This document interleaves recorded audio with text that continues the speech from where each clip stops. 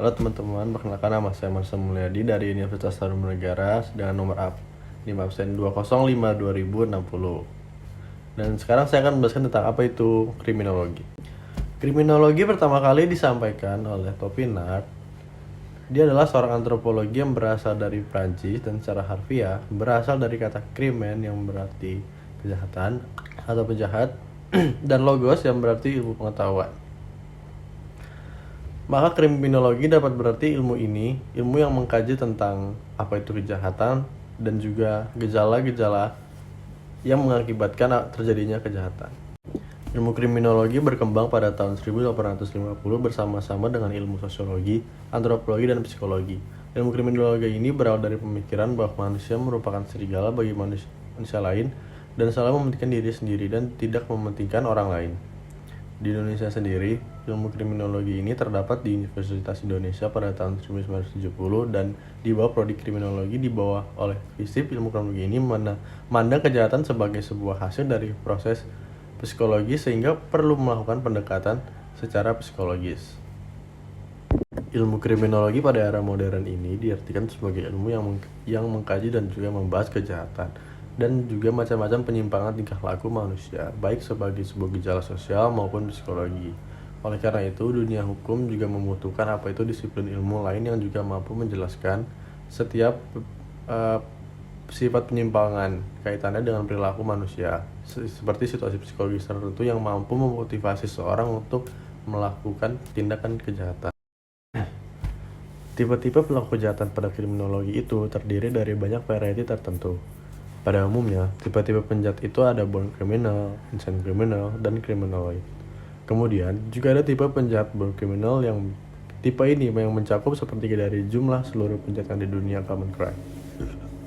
Kemudian ada tipe insane criminal, yang tipe ini merupakan tipe kejahatan yang perbuatannya dipicu oleh penyakit jiwa seperti idiosi, imbesilitas, paranoid, demensia, alkoholisme, epilepsi, histeria, dan sebagainya. Kemudian ada juga tipe kriminaloid yang termasuk golongan terbesar penjahat yang terdiri dari orang-orang yang tidak punya ciri-ciri fisik yang khas. Mereka punya susunan mental dan emosional sedemikian matang dan tenang sehingga dalam keadaan tertentu mereka bisa melakukan sesuatu yang sangat kejam dan jahat. Nah, untuk mengetahui seseorang yang termasuk tipe penjahat yang mana, harus kita lihat dari beragam sudut pandang dan bisa analisis yang berbeda. Dan aparat hukum juga tidak dapat langsung menetapkan karakter seorang itu tersangka dengan satu metode analisis saja, karena harus ada pendekatan ilmu lain yang dijadikan bahan pelengkap seperti melihat gestur, karakter, kepribadian, emosi. Seorang kriminolog dalam mencari tahu soal gestur perlu dibantu oleh psikolog yang lebih paham dan menguasai di bidang tersebut. Kemudian kita beralih kepada psikologi hukum. Psikologi hukum merupakan ilmu pengetahuan yang mempelajari dan meneliti kejahatan dari sudut kejiwaan atau aspek psikologis si pelaku. Nah, mendasari dari pemikirannya dengan asumsi bahwa adanya hubungan perbuatan atau tindakan kejahatan dengan kondisi kejiwaan pelakunya, serta adanya aspek-aspek psikologis yang mendasari sebuah tindak kriminalitas serta semua komponen yang terlibat di dalamnya, seperti pelaku, saksi, korban, bahkan hakim, jaksa, polisi, dan juga lapas. Lombroso mengemukakan genetic transmission sebagai teorinya. Lombroso berpendapat bahwa kejahatan merupakan produk langsung yang diturunkan dan kriminalitas diwarisi keluarga kriminal. Keluarga kriminal akan cenderung memasukkan anak kriminal, bahkan sepertiga manusia yang lahir pasti jadi penjahat. Lombroso juga tetap mempertimbangkan faktor lingkungan, ekonomi, pendidikan, dan juga lain sebagainya. Lombroso meneliti para penjahat yang ditahan di rumah-rumah penjara, baik yang masih berada di rumah penjara maupun yang sudah meninggalkannya. Setiap orang yang diteliti oleh Lombroso tentang bentuk tubuhnya, panjang tulang-tulang lengan, kaki tungkai, bentuk telinganya, bentuk tengkorak, kepalanya, dan lain-lain, Lombroso mengambil kesimpulan bahwa seorang penjahat itu adalah merupakan pembawaannya bakatnya yang dibawa sejak lahir. Bakat itu dapat diketahui dari beberapa ciri yang terdapat pada tubuhnya, antara lain kelopak matanya, rambutnya, tumbuh kakunya, tulang rahang yang tumbuh besar. Nah, teman-teman, tentu saja teori dari Lombroso ini telah dibantah oleh Goring. Goring ini dia meneliti 3.000 tahanan di Inggris. Tahanan tersebut ternyata tidak memiliki tingkat kecerdasan yang baik. Faktor genetik adalah sangat penting, tetapi tidak menakdirkan kehidupan kejahatan secara mutlak. Bahkan ada anak yang lahir dari orang tua pidana yang mengalami lingkungan yang merugikan, namun tidak melakukan kejahatan. Tapi ada juga anak-anak lain yang lahir dari orang tua non-pidana, lingkungan, dan perekonomian yang baik, namun mereka malah melakukan kejahatan. Perkembangan perilaku kriminal mungkin terkait dengan berbagai faktor biokimia dan neurologis. Misalnya faktor-faktor makanan seperti kadar protein, karbohidrat, dan gula yang tinggi dapat mempengaruhi pembentukan saraf-saraf dan kaitannya dengan perilaku agresif yang mengarah ke tindakan kriminal. Hipton menyatakan bahwa kekurangan vitamin B3 merupakan penyebab utama hiperaktif pada anak-anak dan remaja. Hal ini juga diperkuat oleh Weiss yang dimana bahwa anak-anak hiperaktif memiliki tendensi risiko untuk menjadi anak-anak nakal. Atau juga peningkatan risiko kenakalan ini penting untuk diantisipasi dini terkait perlakuan mereka. Tetapi lingkungan dan makanan, peneliti juga harus fokus untuk mencari kaitan antara pada neurofisiologis dan perilaku kriminal menggunakan elektroencephalogram atau disingkat EEG atau teknik untuk merekam aktivitas listrik di bagian otak dan mengubah informasi ini menjadi suatu pola atau gambaran baik secara digital maupun dicatat di kertas. EEG ini digunakan untuk mendeteksi pola-pola yang tidak biasa atau mencari disfungsi pada neurologis. Kemudian ditemukan juga pola-pola tertentu yang khas pada susunan saraf orang-orang tertentu. Perilaku kriminal merupakan representasi dari ID yang tidak terkendalikan oleh ego dan superego.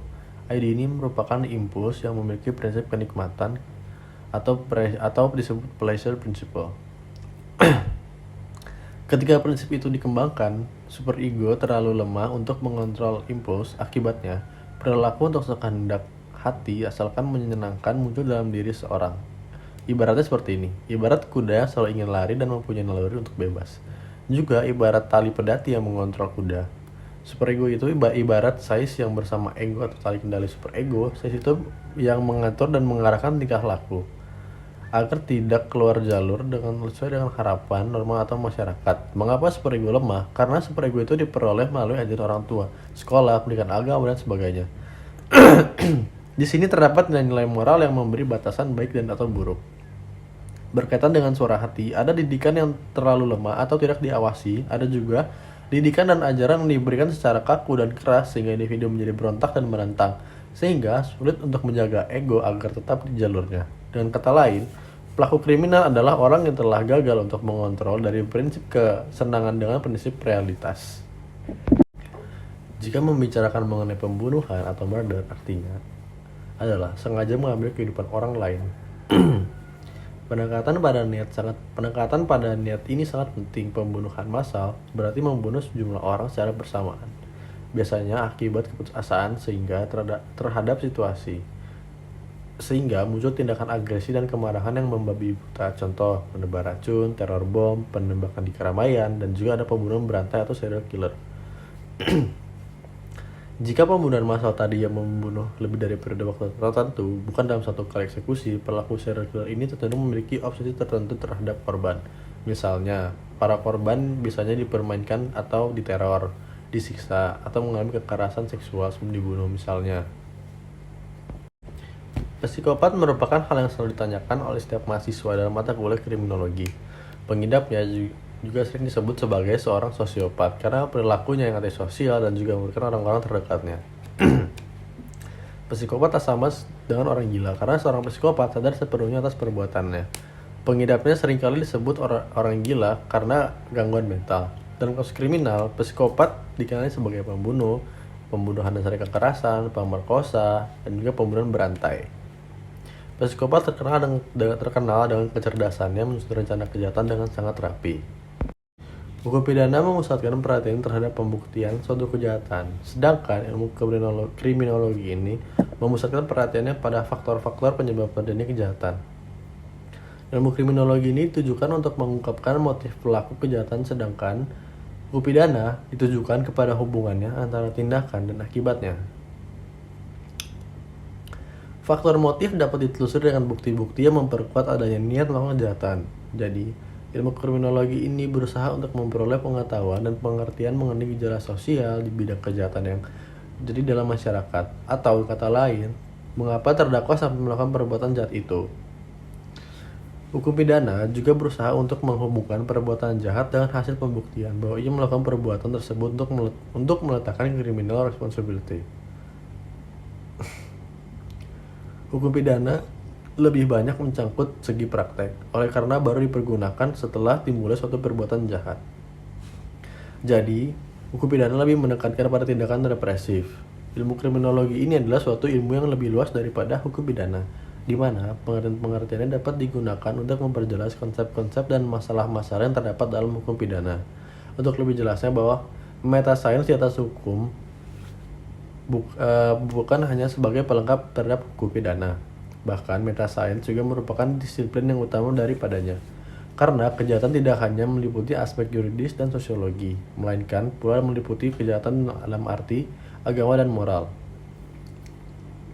Ilmu kriminologi adalah suatu ilmu empiris yang ada kaitannya dengan kaidah hukum. Ilmu kriminologi ini meneliti tentang kejahatan serta proses-proses formal dan informal dari kriminalisasi maupun dekriminalisasi. Kecuali ilmu kriminologi itu dipelajari juga dalam keadaan dan golongan-golongan yang menjadi penjahat, serta yang menjadi korban kejahatan, sebab-sebab kejahatan, reaksi-reaksi formal dan informal terhadap kejahatan maupun pihak-pihak lain yang ada kaitannya dengan proses kejahatan. Sekian yang dapat saya sampaikan mengenai kriminologi tersebut. Kiranya apa yang saya sampaikan ini dapat menjadi acuan bagi penonton dalam memahami kriminologi. Terima kasih dan sampai jumpa di video selanjutnya. Salam hukum.